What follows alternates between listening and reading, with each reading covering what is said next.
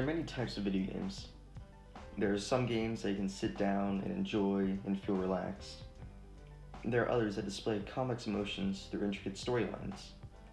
And then, there are the ones that make you want to throw whatever you're using to play the game out of the window. Aw, come on! Seriously? My question is, what makes some games more difficult than others? And how does this affect the overall experience of the game? I'll be doing this by looking at a number of games and how they deal with difficulty. What I'm going to be doing with each of these games is rating the difficulty out of 5 on 3 things. How much the game makes you think, how twitchy the game requires you to be in order to be good, and lastly, how much pain the game makes you feel.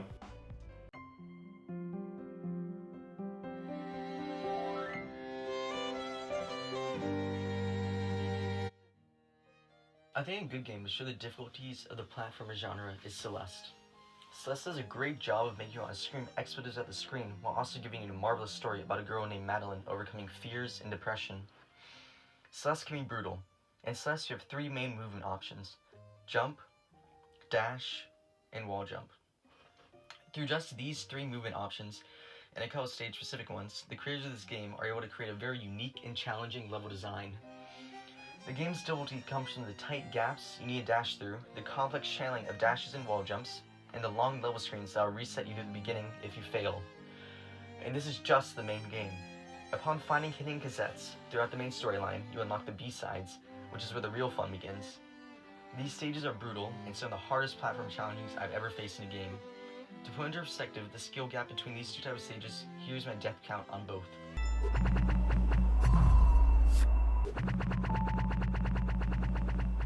Yeah, they're tough.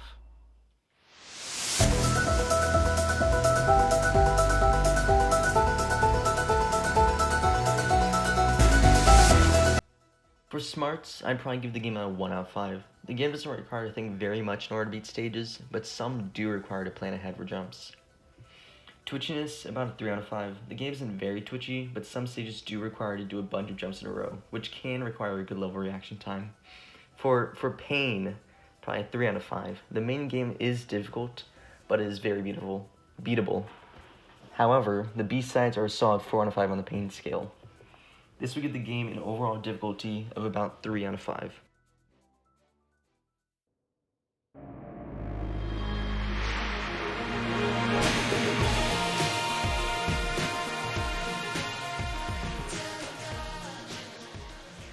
Enter the Gungeon is a tough bullet hell roguelike. A roguelike is a game where once you die, you get sent all the way back to the beginning of the game.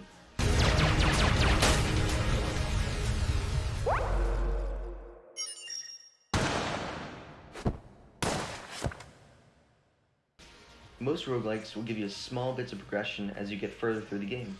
This game is no different. As you progress, you unlock new weapons, some better than others, all of which are pretty goofy. There is a bullet that shoots guns, a letter R, a mailbox, and even a frog. Most of this game's difficulty comes from the fast-moving projectiles and the fact that once you get hit, you do not regain health, unless you buy some or an enemy happens to drop some. You can hold on to as many weapons as you want at a time, but most weapons do have a finite amount of ammo. The game consists of 5 randomly generated floors, each having a boss that needs to be killed to progress to the next floor. Each floor has 3 different possible bosses for you to fight, causing each run to be slightly different.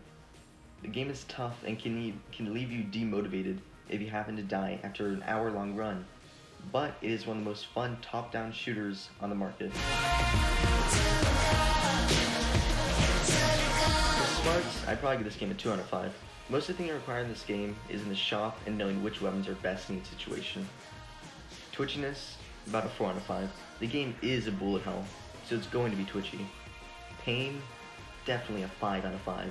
There's no worse feeling than reaching the end boss just to die and lose an hour and a half of progress.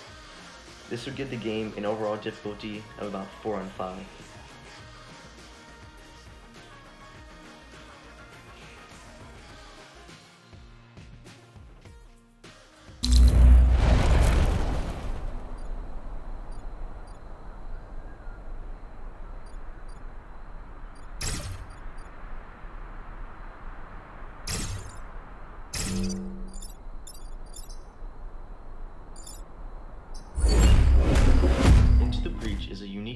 the turn-based attack system present in a lot of games.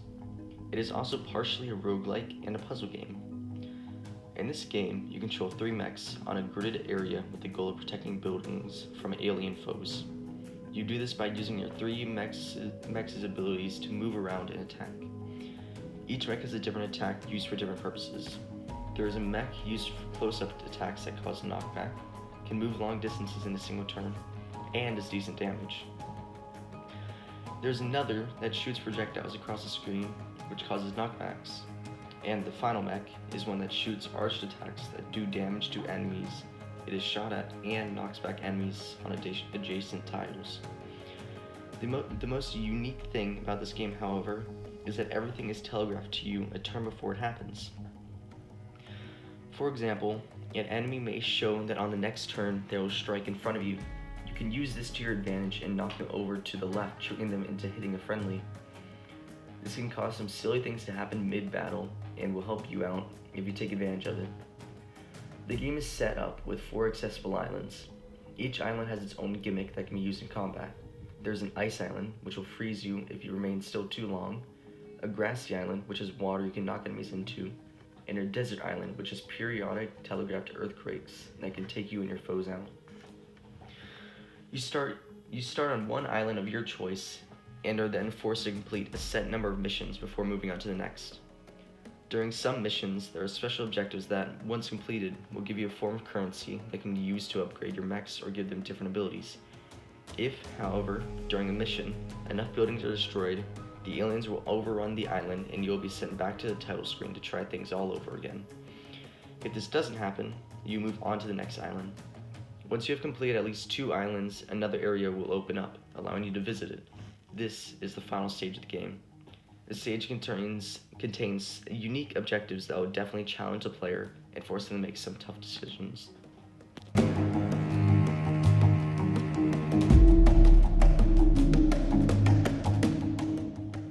For smarts, I'd give this game a 4 out of 5. The whole game is about planning ahead and taking risks to try to find which attack will give you the highest net gain. Twitchiness, the game is entirely turn-based, leading to literally no twitchy combat, so that's a 0 out of 5. Pain, 3 out of 5. The game isn't too frustrating, but it can be extremely annoying to lose a run and have to start all over again after having reached the final stage. This would give the game an overall difficulty of about 3.5 out of 5. Portal 2 is an incredibly good puzzle game. It tells a great story and also has a ton of really fun puzzles. But I will not be doing this section on Portal 2. Instead, I'll be doing it on the optional co-op mode the game has.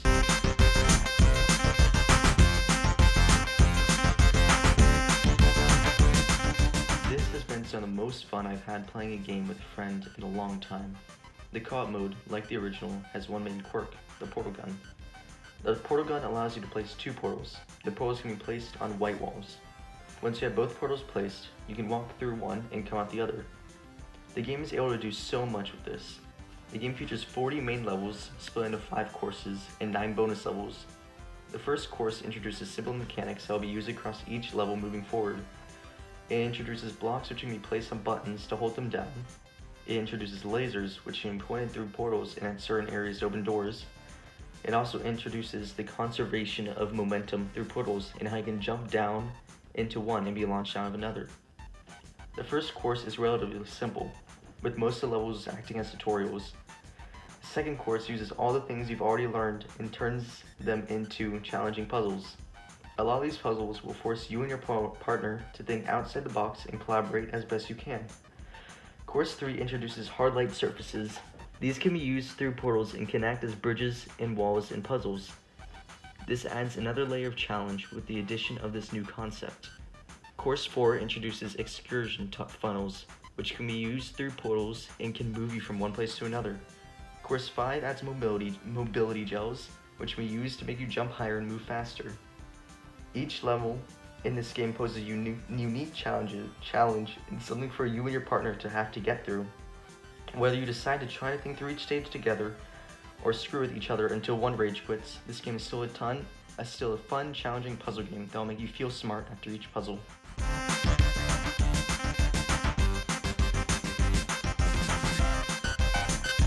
For smarts, I give this game a 4 out of 5.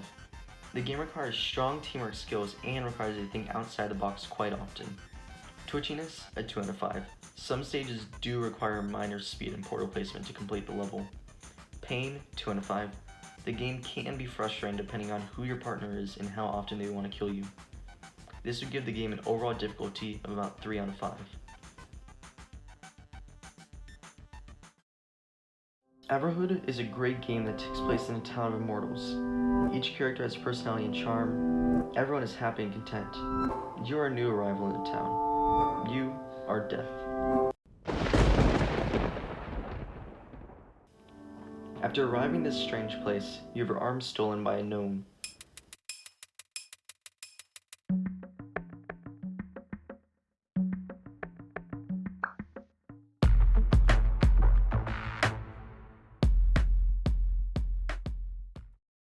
As you chase the gnome, you come across a humanoid frog armed only with his guitar.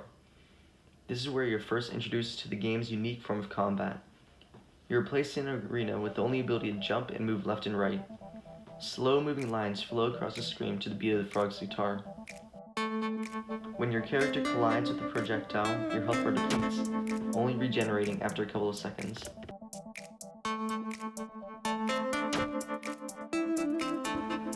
While at first this may seem like a very simple mechanic, the game puts a spin on it during each fight. This is especially present in the gnome fight, which is filled with bright colors and a spinning arena. The game manages to keep it so fresh by having each fight have its own unique, epic soundtrack. The game even introduces an attack mechanic halfway through the game upon getting your arm back. Each character has their own theme and a different genre of music. One fight features Spanish music, another is rock, and another song even has lyrics. This is also the only game in my video to feature difficulty settings. In my playthrough, I played on hard, which gives you less health and forces you to spend more time without getting hit to regen health. Depending on the difficulty, you could have anywhere between 1 to 5 health and 2 to 5 seconds between health refills.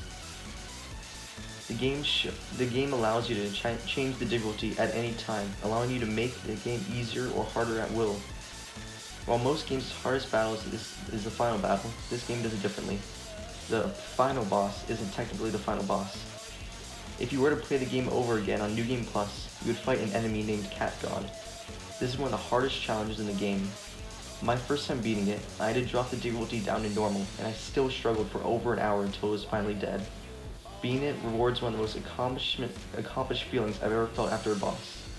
I even have the achievement earned for being the boss hung proudly on my Steam profile.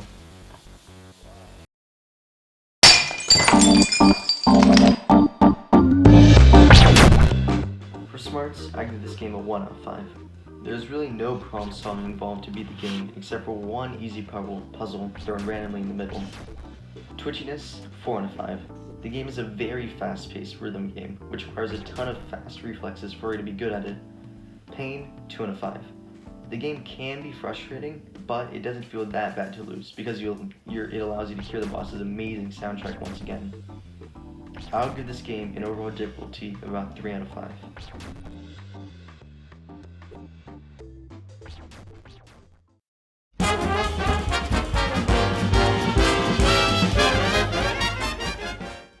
Cuphead is a combination of two of the hardest genres in gaming, bullet hell and boss rush. The mechanics of this game are dash, a jump, a crouch, an attack, and the ability to parry pink enemy attacks. There's a special attacks that you can use in a fight if you charge them up enough. The game has two types of bosses, regular bosses, which are more platforming aspects, and the airplane levels, which are more bullet hell-like. The airplane bosses in the game are brutal due to the crazy amount of objects on the screen at once, which can lead to confusion.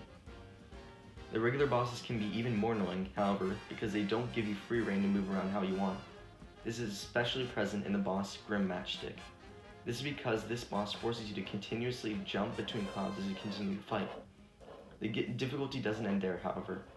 The game limits you to 3 hits for life, meaning that if you get hit thrice, that is the end of that run of the boss, and trust me, you will die a lot.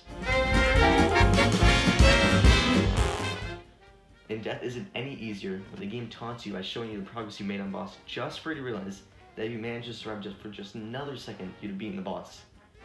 The game also has a store that sells different attacks and slight boosts that can be bought with coins earned by completing side quests and short run and gun levels. The game has no downtime between battles if you die, which leads to fast gameplay and can have you end up running a single boss for hours. A brawl is surely brewing. It's on! For smarts, I give this game a 2 out of 5. The game requires some level of thought when trying to make your build, but for most bosses you can very easily beat them with just the default gun. Twitchiness, 4 out of 5. The game is very twitchy and requires you to dodge very fast and unpredictable projectiles throughout. Pain, probably 4 out of 5. Some bosses you will spend hours on and not get close to beating, but that is what makes the game so much fun and rewarding when you finally do. I would give this game an overall difficulty of about 4 out of 5.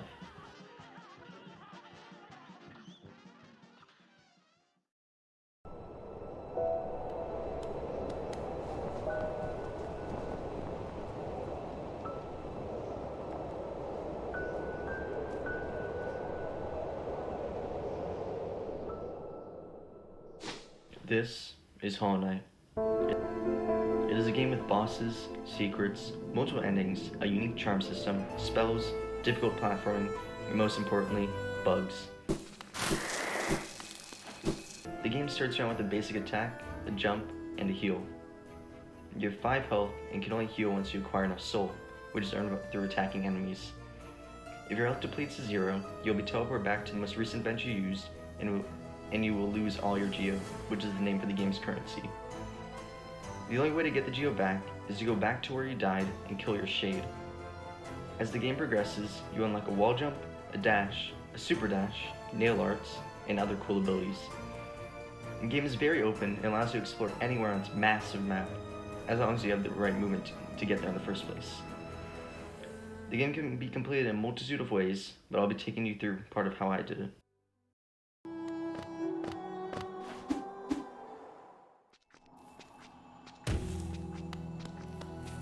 You will start at the Forgotten Crossroads. You will make your way through it until you meet Grez's mother. Her only attack is to bounce around the arena aimlessly in hopes of hitting you. She is a very easy boss that can be beaten on most players' first try.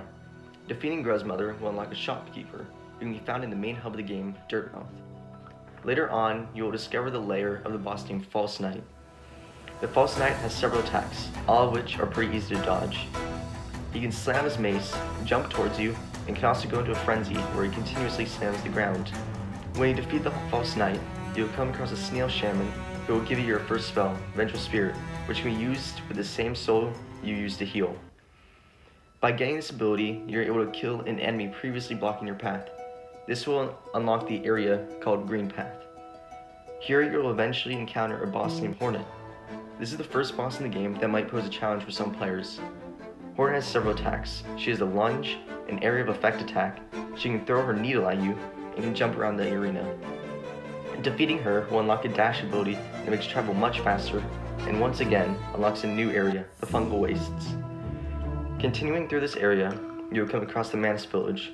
There is a massive leap in difficulty here due to the fast attack speeds of foes and bigger hitboxes.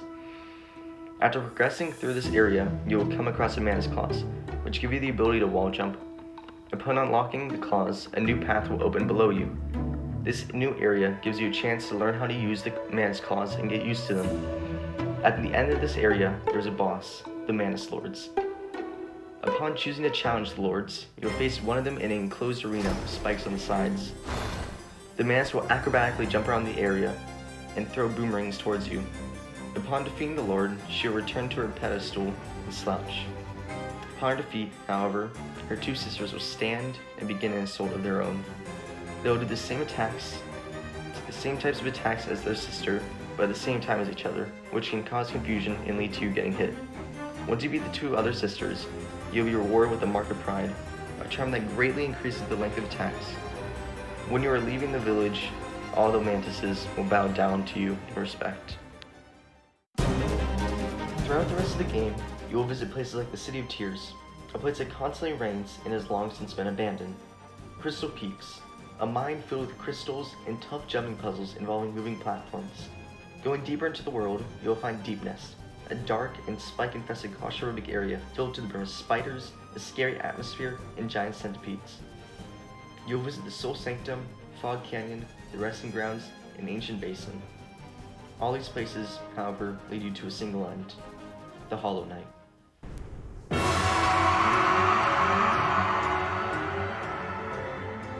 For smarts, I give this game a 2 out of 5. You'll need to think through your charm combination to find what suits you best, and you'll need some level of navigational skill. Twitchiness, 4 out of 5.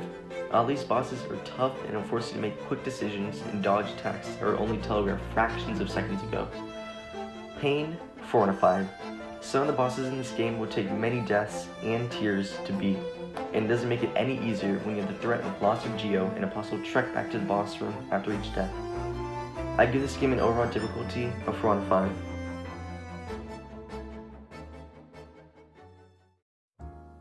This game is hard. It will break you. It will hurt you. It will make you cry. It will make you scream. This is one of the worst games I've ever played. Getting over it is simple. You play as a man stuck in a cauldron who's armed with nothing but a hammer. You move the hammer with your mouse, and the goal is to reach the top of a mountain. That is it. You will climb obstacles. You will fall. A lot. Most jumps aren't particularly challenging, but if you fall, you will be punished. One wrong jump can lead to the loss of hours of progress, forcing you to climb all the way back up to where you were. Then you'll fall again, and again, and again, until you finally make that jump. Then you'll fall, and you'll have to repeat that last jump you struggled on with so much, and you'll slowly get better. If you keep persevering, you will reach the top. Everyone will do it if they just don't give up. And that is all this game is about. Perseverance.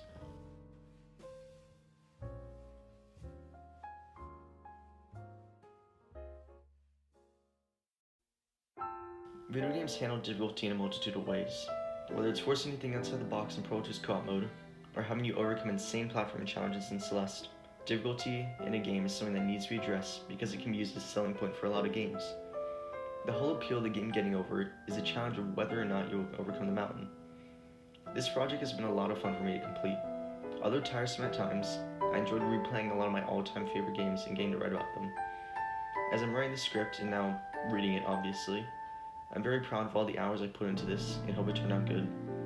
I recommend every game in this video to anyone who remotely enjoys games, with the exception of possibly Getting Over It, unless you just really hate yourself, I guess. I'm glad that I got to do this project, partially because it gave me an excuse to play video games, but also because it made me proud to play so many unique and different games. Anyways, I hope that you, whoever it is that is watching this, enjoyed this video if you take something away from it.